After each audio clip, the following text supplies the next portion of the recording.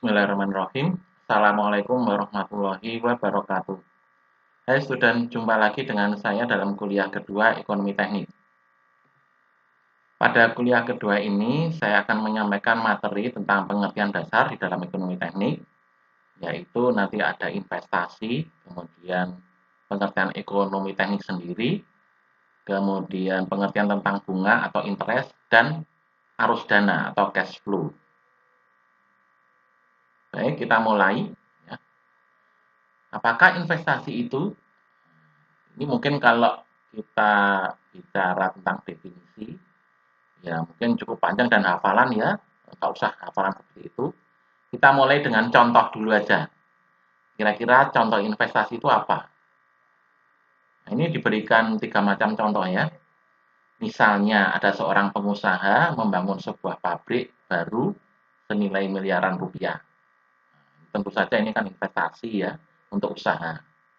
Kemudian ada juga misalnya seorang manajer membeli ribuan lembar saham dengan uang pribadinya. Nah, ini pasar atau bursa saham ya.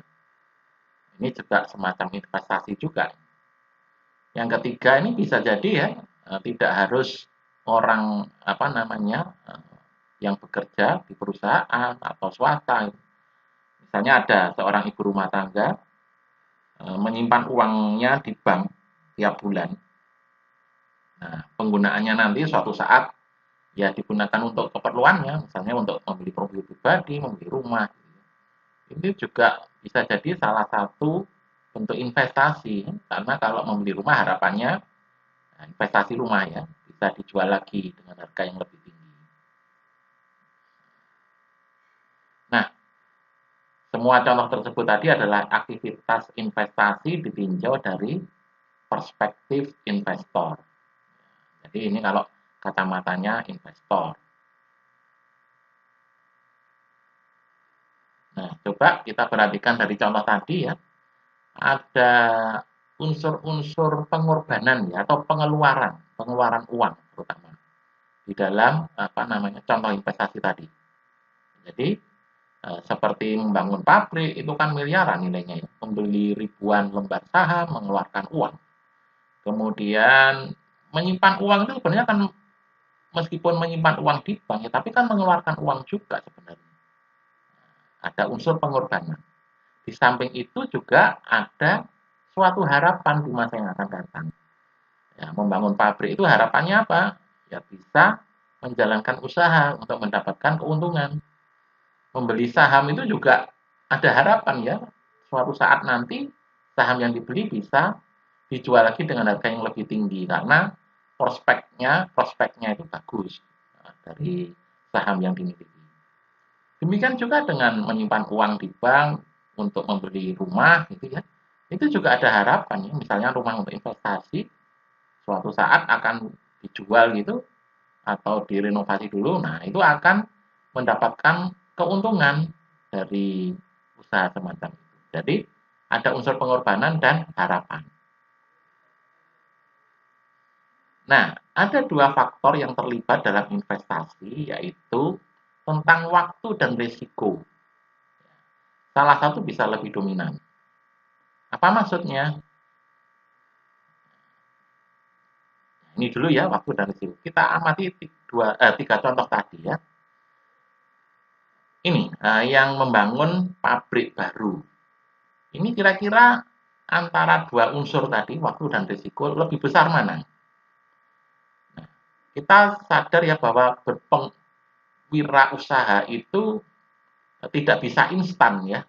Apalagi kalau ini usaha baru. Jadi kalau setelah selesai pabriknya kemudian beroperasi, nah apa bisa langsung mendapatkan keuntungan? Mungkin tidak ya. Mungkin ini perlu waktu yang cukup lama. Risikonya apa namanya? Risikonya juga cukup besar ya. Ya kalau usahanya berhasil, kalau tidak ini cukup besar ini. Kemudian kalau usahanya jalan ya relatif waktunya nggak terlalu lama ya. Saham ini kalau dibanding dengan membangun pabrik ini kira-kira ya tidak terlalu lama sekali, ya tidak terlalu lama sekali. Tapi risikonya bagaimana? Ya, tergantung kondisi ekonomi ya. Kalau ekonominya lagi jatuh, risikonya besar juga ya, mendapat kerugian ini. Harapannya membeli saham itu, tapi nilainya jadi jatuh kan rugi. Nah, bisa jadi risikonya lebih besar. Nah, kalau dilihat dari faktor risiko, maka menyimpan uang di bank itu sebenarnya risiko yang paling kecil. Tetapi untuk mengharapkan keuntungan lama sekali ini ya. Ini lama sekali, jadi faktor waktu yang lebih dominan. Itu tadi tentang waktu dan risiko. Kemudian jenis investasi. Ada dua, yaitu investasi finansial dan investasi nyata. Nah, kalau bentuk investasi finansial itu seperti ini tadi ya, tabungan, kemudian saham itu juga termasuk finansial. Kalau apa wujudnya tabungan itu kan cuma tabungan ya. Saham itu lembar kertas ya, finansial ini. Nah, kalau investasi nyata itu benar-benar ada wujud fisik seperti membangun pabrik, membeli mesin, itu investasi nyata. Kira-kira seperti itu. Itu tadi pengertian tentang investasi. Jadi bisa difahami ya, investasi itu tadi ya, yang inti-intinya saja. Ini pengeluaran uang, ada unsur pengorbanan untuk mendapatkan suatu harapan di masa yang akan datang. Harapan keuntungan tentunya ya, memperoleh manfaat. Ekonomi teknik. Nah, ini seolah-olah terpisah-pisah, tapi nanti ada kaitannya ya. Kita bicara ekonomi teknik itu dalam konteks untuk perencanaan suatu proyek. Jadi, kalau kita merencanakan proyek, itu harus ditinjau dari beberapa kemungkinan dan alternatif. Ada alternatif-alternatif. Nah, selama ini Anda mungkin sudah mempelajari banyak mata kuliah ya, tapi semua itu kan masih dari aspek teknis ya, seperti apa perhitungan analisa struktur, kemudian geologi teknik, mekanika tanah itu aspek teknis semua. Nah,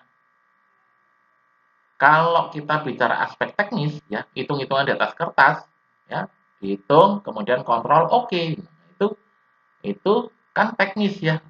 Ya. Artinya bangunan dapat dilaksanakan aman.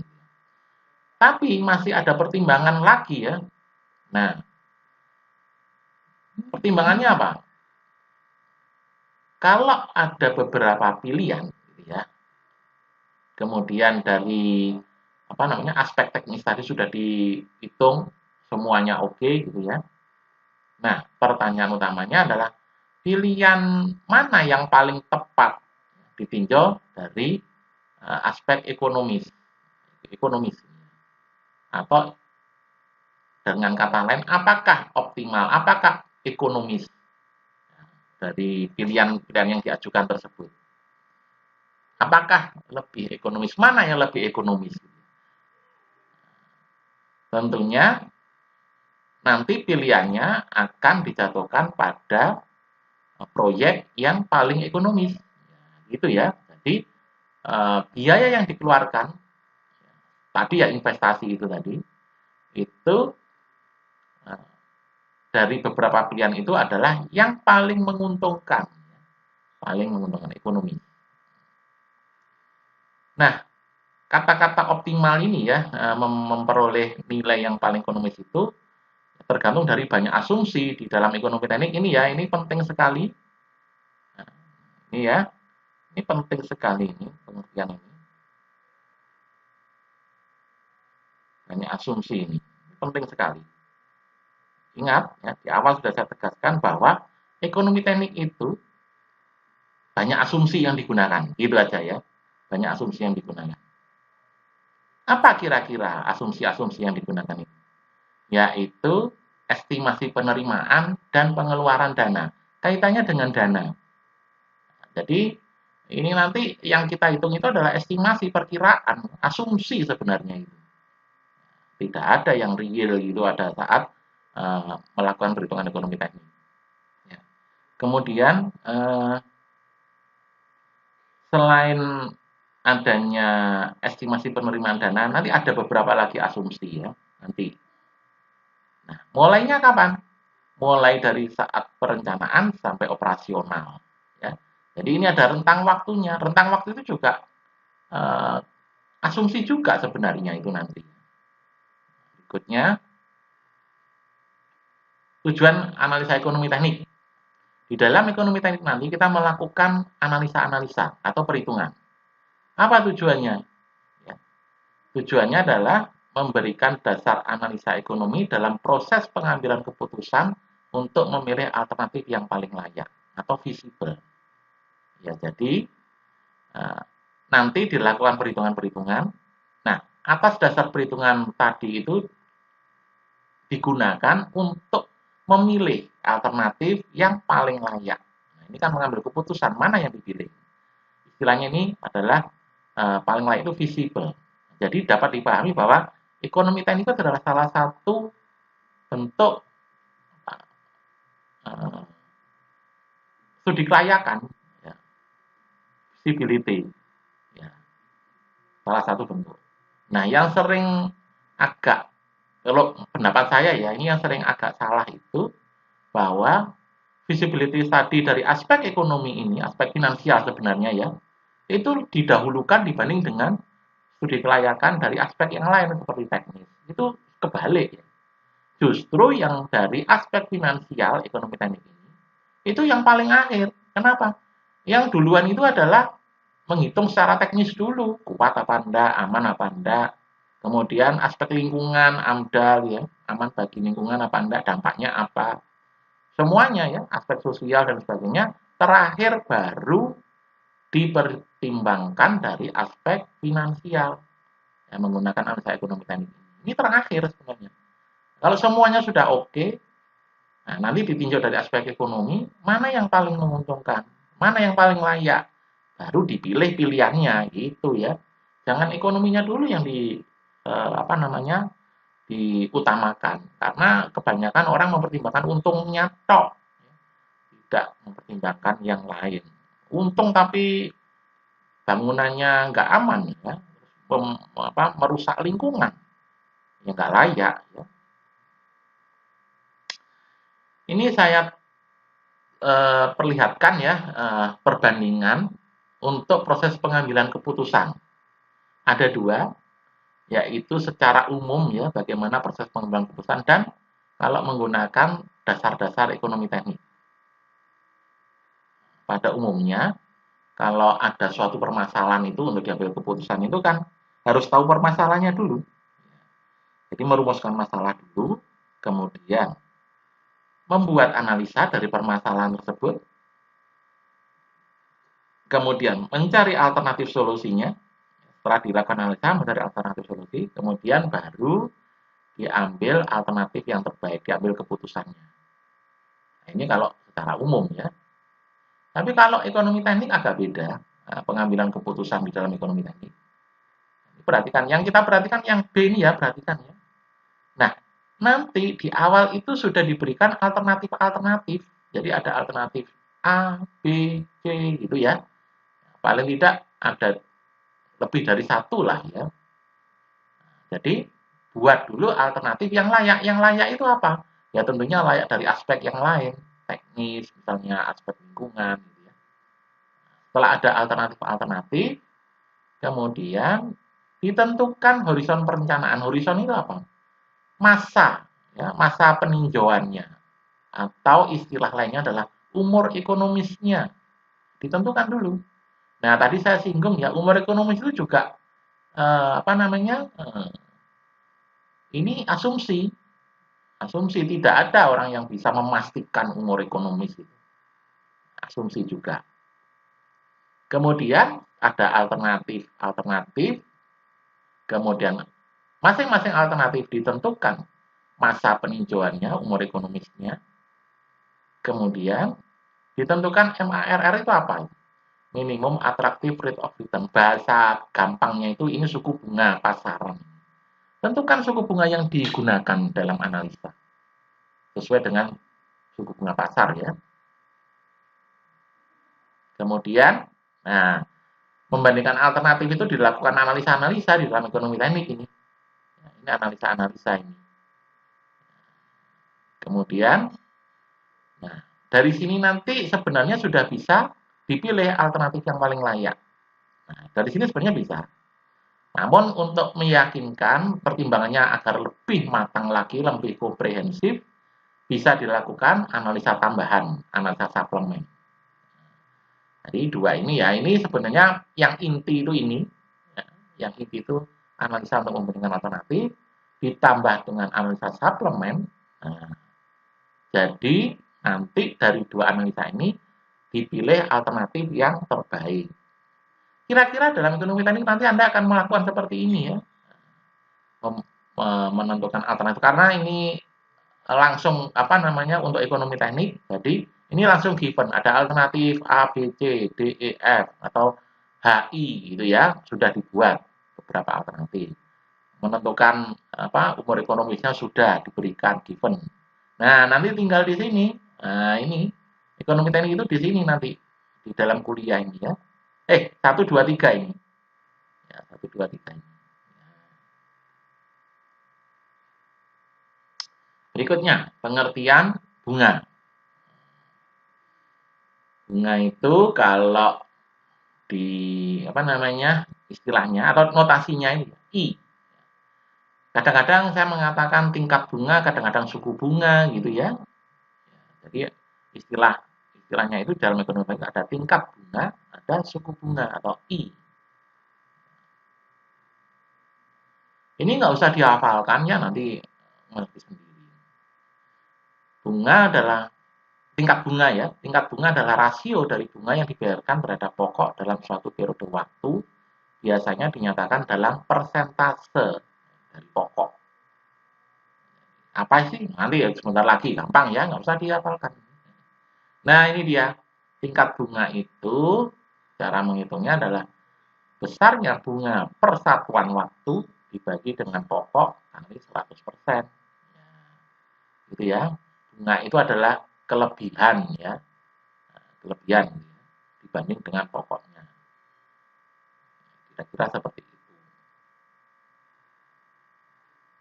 Contoh, ya, untuk, oh iya, sebelum contoh ya, untuk satuannya sebenarnya ini dinyatakan dalam persen ini, satuan yang lengkap itu sebenarnya adalah persen per tahun.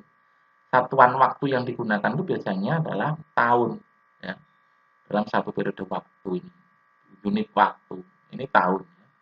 Tapi ada kalanya nanti suatu saat ya kita akan membuat analisa bagaimana kalau bunganya itu tidak dihitung dalam tahun, dalam bulan, beberapa bulan, minggu, hari bisa ya. Nah, untuk sebagian besar materi atau nanti yang ada dalam kuliah itu, sebagian besar ya, nanti kita gunakan satuannya untuk waktu itu adalah tahun. Contoh, I sama dengan 20% itu artinya otomatis ya, tingkat bunganya itu 20% per tahun ya. Jadi persen itu nggak usah ditulis lengkap, itu sudah tahu lah. Kalau Anda lihat di bank-bank itu artinya itu sebenarnya tingkat bunganya berapa? Itu per tahun, annually ya. Nah, annually itu sebenarnya tahunan, per tahun. Kenapa kok disingkat I? Ya, sebenarnya bunga itu I itu singkatannya, interest. Interest. Baik, kaitannya dengan ekonomi teknik dan ada sedikit berkaitan dengan bunga. Sekarang pengertian nilai uang terhadap waktu. Nilai uang terhadap waktu. Jadi nilai uang itu dipertimbangkan atau dipertimbangkan ya terhadap waktu. Kira-kira bagaimana? Ini ada satu kalimat ya. Nilai uang itu selalu berubah, pengertiannya itu turun dengan berjalannya waktu. Jadi semakin lama nilai uang itu semakin turun, gitu ya. Sebenarnya begitu. Contoh, Ini benar-benar ya saya dapat data dari dulu kelas, nggak saya update ya, tapi coba Anda lihat aja sekarang. Tahun 2000, harga 1 kilogram gula itu 2.800. Kemudian tahun 2005, harganya menjadi 4.500. 2010, harganya lebih dari 8.000. Nah, sekarang berapa sekarang? 2021, 2022. Sudah berapa? 14.000 ya. Nah, sudah naik terus ini ya. Angkanya yang naik, tetapi bendanya, Anda lihat bendanya ya. Bendanya jangan lihat angkanya, jangan jangan kebalik. Bendanya itu dari dulu sampai sekarang itu ya gula 1 kilo ya, 1 kilogram. Bendanya sama, dari tahun 2000 ya seperti itu, sekarang ya seperti itu. Kenapa nilai uangnya kok berubah? Lah, dulu itu 2.800 sudah dapat bisa beli gula 1 kilo. Sekarang 2.800 buat apa? Nggak bisa dibuat beli gula Anda ditertawakan sama penjualnya ya. Dulu harganya 2.800 itu kan dulu. Sekarang menjadi 14.000. Jadi nilai 14.000 itu sebenarnya kalau dulu itu 2.800. Jadi nilainya itu turun 14.000 itu apa ya, nilai uang itu turun. Ini nggak berarti ini 2.800 kalau Anda bawa itu sekarang nggak berarti. Ya, turun ini jatuh. Ya, ini jatuh. Ini ada contoh dari pengertian menyimpan uang. Misalnya Anda menyimpan uang 10 juta tahun lalu, tidak pernah diambil, kemudian kalau apa namanya nggak pernah diambil, nggak pernah ditambah. Kalau Anda diberi bunga 5% per tahun, maka nilainya 10,5. Loh, kan naik? Enggak begitu ya. Jadi sebenarnya 10,5 itu ini sebenarnya tetap malah justru bank itu nakalan ya. Enggak 5% ini lebih. Nah, Anda dikasih sedikit aja sudah kesenangan. Sebenarnya nilainya ya 10,5 itu ini kalau tahun lalu itu sudah turun lagi nih ya. Ini jadi turun ini dibanding dengan yang lalu. Ini tetap uangnya tetap kok. Nah, ini tetap masa ada orang yang ngasih gratis itu ya? Nggak ada. Yang ngasih gratis itu cuma dua. Orang tua atau kakek nenek itu gratis. Kalau yang orang lain itu nggak ada yang gratisan. Ya, jangan percaya ada gratis-gratis itu. Jadi ini turun sebenarnya. Sebenarnya sama. 10,5 itu tahun lalu. Jadi 10,5. 10,5 ini tahun lalu 10. Turun ini.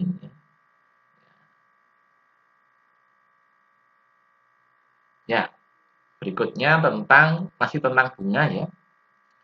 Ada dua jenis bunga yang sering dipakai ya, di dalam praktek ya.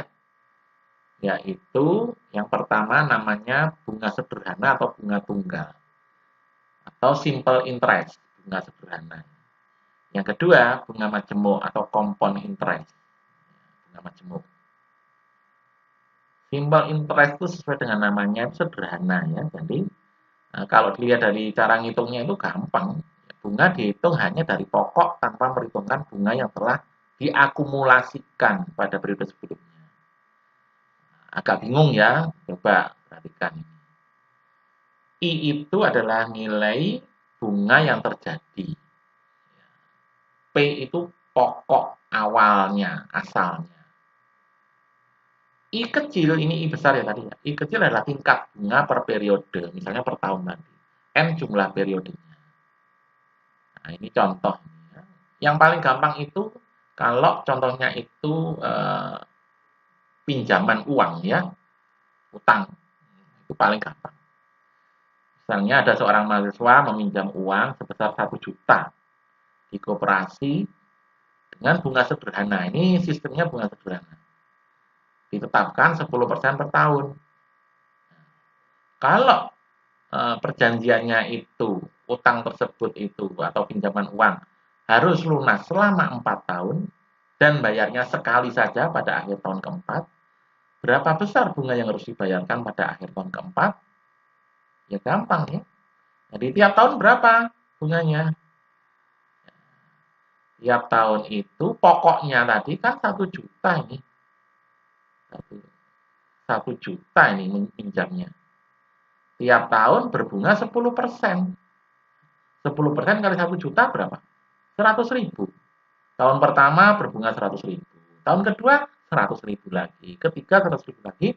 Keempat 100.000 lagi. Berarti totalnya berapa? Iya, 400.000. Gampang ya.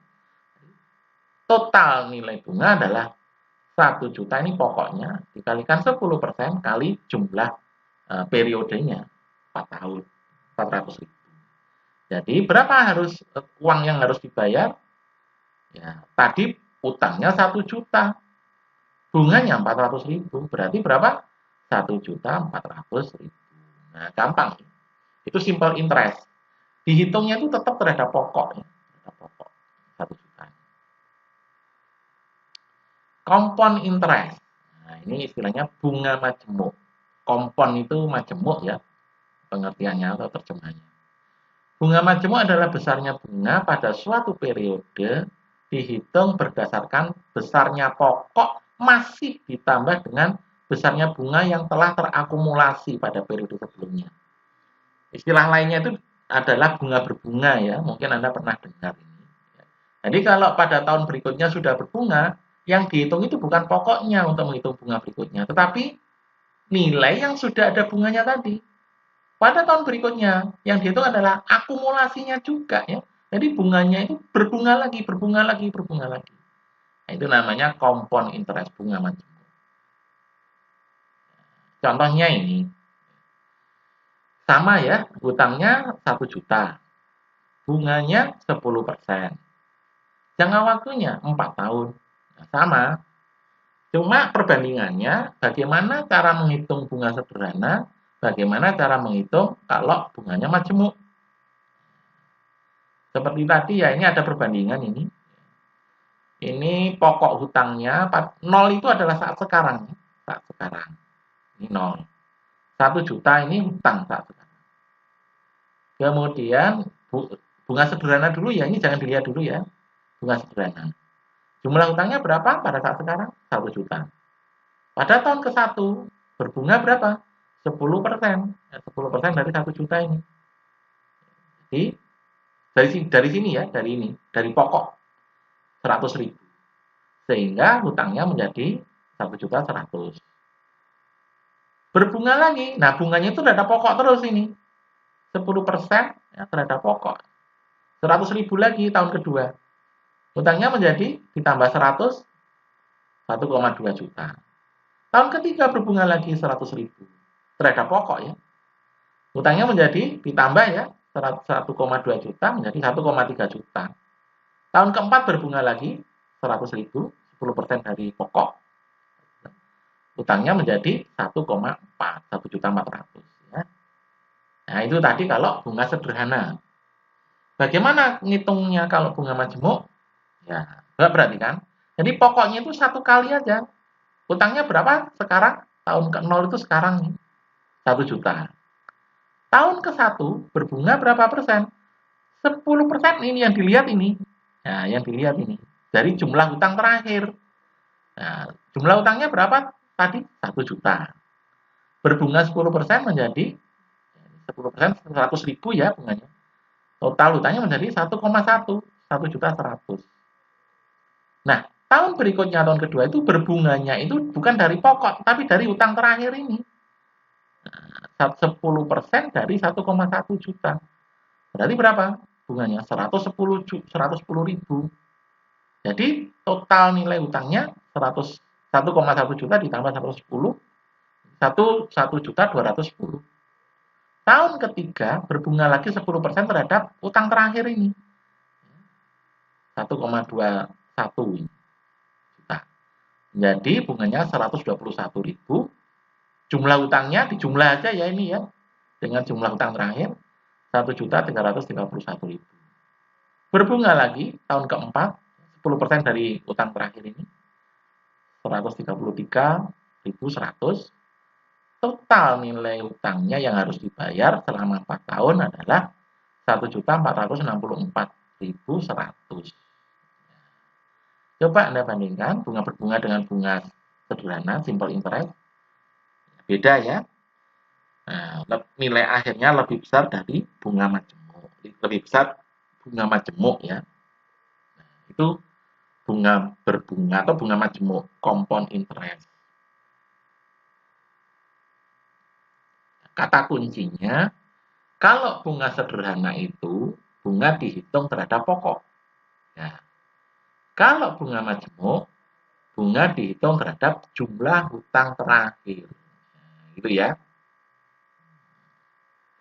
Nah, nanti untuk selanjutnya di dalam kuliah dan seterusnya ya, mulai sekarang dan seterusnya, yang digunakan adalah bunga majemuk, compound interest.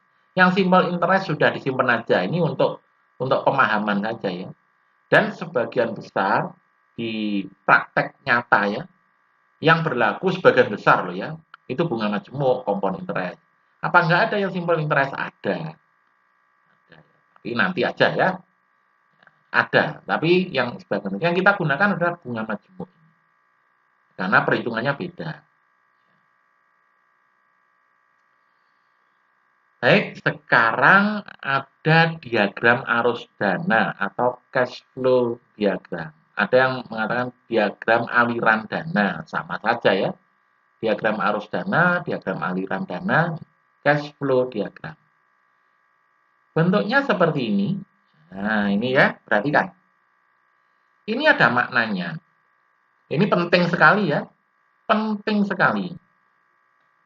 Jangan diabaikan ini ya. Ada area atas ya, ada area bawah. Anak panahnya itu ya, ini saling berlawanan. Ya. Anda kalau melihat bentuk ini ingat ya diagram Kartesius ya. Nah, ke atas, ke bawah. Oke. Yang area atas ini adalah nilai-nilai arus dana penerimaan positif. Positif itu penerimaan. Yang di bawah, panahnya ke bawah itu adalah arus dana pengeluaran negatif. Ya, gitu ya. Nih. Terus ini ada apa namanya? Angka ya, 0, 1, 2, 3. Itu adalah waktu ya. Waktu. Biasanya tadi apa satuan waktunya? Tahun ya. Yang umum adalah tahun. Nah, yang akhir ini adalah masa peninjauannya atau umur ekonomis. Biasanya disingkat N.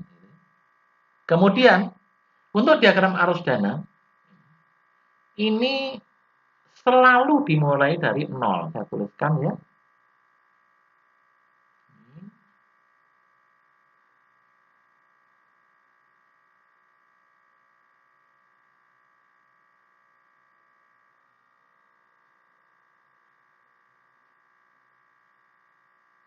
Nah, 0 itu maksudnya saat ini, saat sekarang. Selalu dimulai dari 0. Ya, selalu dimulai dari 0. Kemudian ini urut sampai berapa periodenya. Ada yang ke atas itu penerimaan, ada yang ke bawah pengeluaran. Ini ada catatan, suatu saat nanti perlu ya, tapi sementara Anda ingat-ingat aja. Terjadinya arus dana ini, baik penerimaan maupun pengeluaran, itu terjadi pada akhir masa atau akhir satuan waktu. Jadi kalau satuan waktunya tahun, ini dianggap terjadinya itu pada akhir tahun tersebut. Nah, kemudian ini paling penting ya, ini penting sekali.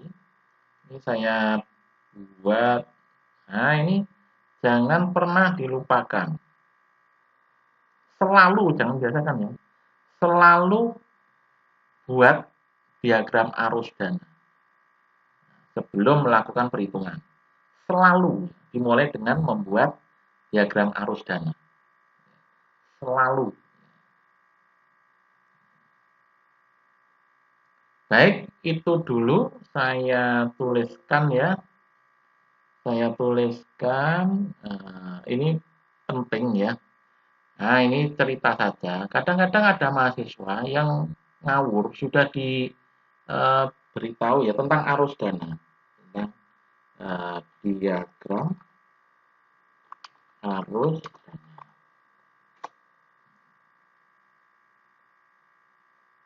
Ini tadi catatannya adalah selalu buat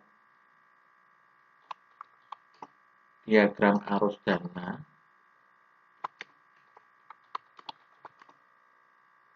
terlebih dulu sebelum melakukan perhitungan. Ini penting sekali ini.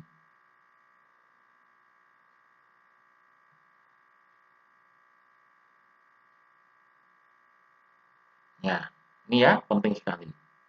Nah, kemudian ada hal-hal yang sangat mengganggu ya di dalam membuat ini diagram arus dana. Ini terpaksa saya harus mengajari seperti anak TK ya. Pertama, Anda perhatikan dulu masa peninjauannya itu berapa. Gambar garis dulu, garis. Ini lihat di soal masa peninjauannya. Lihat. Nah, ini jadi misalnya masa peninjauannya itu 7 tahun ya. Nah, tuliskan dulu. 7 tahun. Ya. Mulai dari ke 0. 0. Kemudian 1. Tahun kedua. Dan seterusnya ya. Ya, kira-kira begini ya. Nah, kemudian sesuai dengan soalnya nanti ya. Sesuai dengan soalnya nanti, gambarkan arah tanah ya. Kalau arus dananya itu penerimaan ya ke atas, kalau pengeluaran ya ke bawah gitu ya. Nah, ini pengeluaran.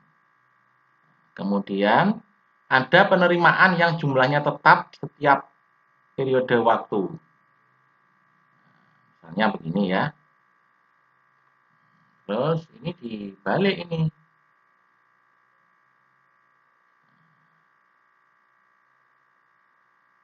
Nah, gini ya. Terus ini jumlahnya sama.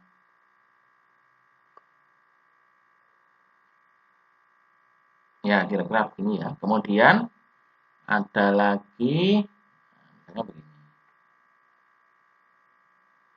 Nah, ada nilai yang beda di sini. Nah,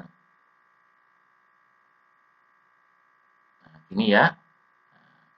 Yang betul begini ya. Jadi panahnya itu mulai dari garis ke atas atau ke bawah. Nah, ada yang salah ya. Nah, maksudnya itu aneh-aneh. Jadi gambarnya bukan begitu tapi begini. Nah ya. Nah, kalau seperti ini, Anda itu macam-macam aja. Meskipun Anda kuliah teknik sipil, tapi jangan macam-macam lah. Kalau seperti ini kan pakai gini ya. Apa ini namanya? Nah, begini jadinya. Ini ada A, ini ada B gitu ya. Ini ada A, ini ada B gitu.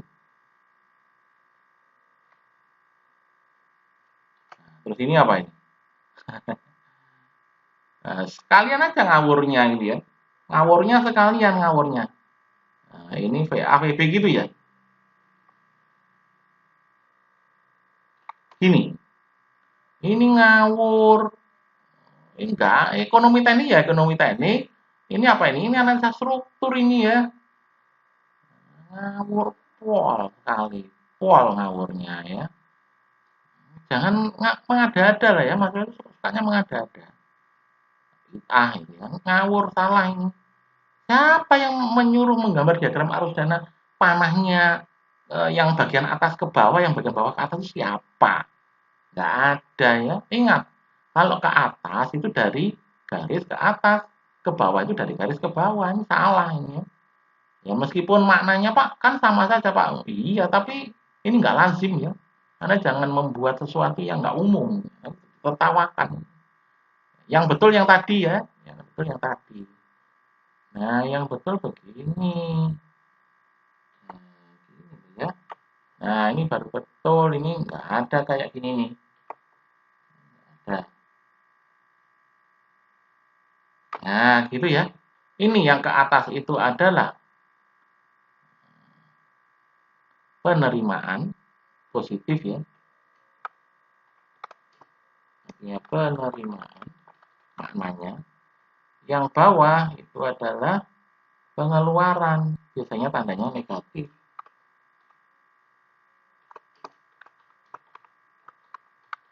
Nah, ini ya.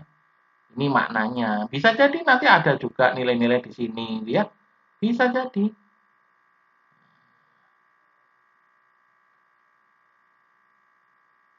Bisa jadi ya. Macam-macam nanti. Nah, gini bisa ya. Nah, ada yang tanya, Pak, menggambarnya itu harus skala apa enggak? Enggak harus skala ya. Pokoknya yang masuk akal saja ya.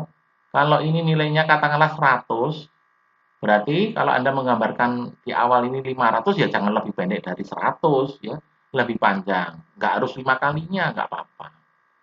Kalau ini nilainya 100 berarti yang ini lebih dari 100 ya, misalkan ini 700 gitu ya. Ya gitu ya. Jangan ini 100, yang kecil ini 1000. Salah. Ini bukan salah lah ya, nggak masuk akal. Yang penting menunjukkan ini apa namanya? Besar kecilnya saja, nggak usah skala. Oke, kuliah yang kedua ini cukup sampai di sini dulu ya. Nanti saya lanjutkan. Ini bagian pertama ya. Bagian kedua nanti adalah tentang ekivalensi. Sampai di sini saya akhiri. Wassalamualaikum warahmatullahi wabarakatuh.